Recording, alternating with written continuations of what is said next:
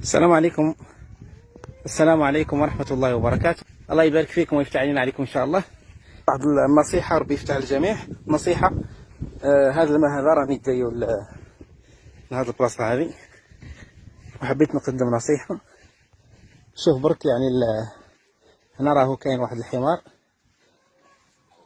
اسمه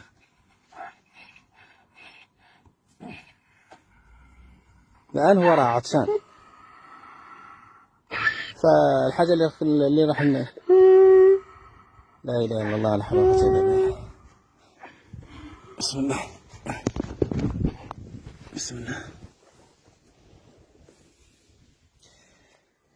اللي عنده حيوان في البيت ولا عنده طير مربيه ولا حمار يخدم به ولا حصان يتباهى به، إياكم أن تغفلوا على إطعامهم وعلى إعطائهم يعني الأكل نتاعهم والماء نتاعهم، لأنها نفس راك شدها عندك، خاصة الحاجة اللي تكون مربوطة كما الحمار هذا. لو كان في البرية لن يحاسب عليه أحد، لكن ما دام مربوط داير له حبل مربوط ومخليه هنا في الدار ولا مخليه هنايا في المربط نتاعو، يجب أن تعطيه الماء والأكل يوميا.